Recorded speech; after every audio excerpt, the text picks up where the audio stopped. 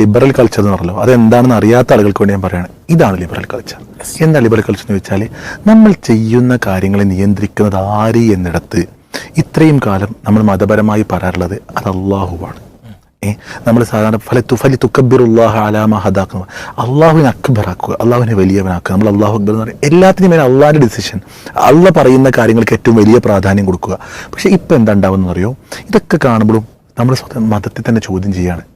എന്തപ്പോൾ അത് ചെയ്താൽ, ഒരു കേക്ക് മുറിച്ചാൽ ഇപ്പം എന്താ, ഒന്ന് ഡാൻസ് കളിച്ചാൽ, ഇപ്പോൾ സൂംബ വിഷയമൊക്കെ വന്നപ്പോൾ ഒന്ന് ഡാൻസ് കളിക്കുമ്പോഴേക്കും എന്താ പ്രശ്നം?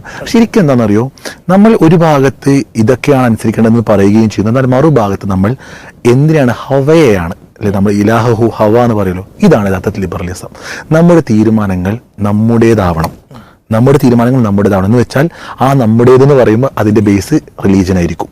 പക്ഷേ മറിച്ച് ഈ പറഞ്ഞ ദേഹേച്ഛകളാവുമ്പോൾ അത് ഈ കാണുന്ന കാഴ്ചകളെല്ലാം സ്വാധീനിച്ചുകൊണ്ടായിരിക്കും ഉണ്ടാവുക. അത്തരം കാര്യങ്ങൾക്ക് വേണ്ടി നമ്മളുടെ തീരുമാനങ്ങളും മാറ്റുമ്പോഴെന്ന് വെച്ചാൽ അവിടെ നഷ്ടമാണ് ഉണ്ടാകുന്നത്. ഇപ്പോൾ മഹാനായ ഉമർ ബിൻ ഖത്താബ് പറഞ്ഞൊരു ഖൗലുണ്ട്, നഹ്നു ഖൗമുൻ അഅ്സനല്ലാഹു ബിൽ ഇസ്ലാം.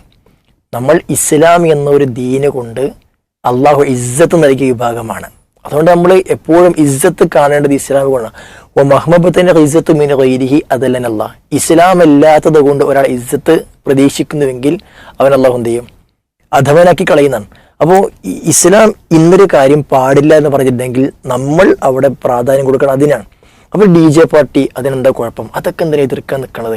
ഇങ്ങനെ പറഞ്ഞാൽ പിന്നീട് ഉണ്ടാകുന്നത് കുറേ പ്രശ്നങ്ങളായിരിക്കും. അപ്പോൾ വലിയ ലക്ഷങ്ങൾ ചെലവഴിച്ചിട്ടൊക്കെ DJ പാർട്ടിയിലും ആഘോഷത്തിൽ നടത്തിയ കല്യാണങ്ങൾ ആഴ്ചകളും ദിവസങ്ങളും മാത്രം അത് എന്തിനെങ്ങനെ ആക്കിയെന്ന് വെച്ചാൽ അത് ഇന്ന കാര്യമാക്കിയിട്ടില്ല എന്ന് പറഞ്ഞിട്ടും പറഞ്ഞ വാഹനം എത്തിയിട്ടില്ല എന്ന് പറഞ്ഞിട്ടൊക്കെ പിന്നെ ഡിവോഴ്സായി പോയ കല്യാണങ്ങളുണ്ട്.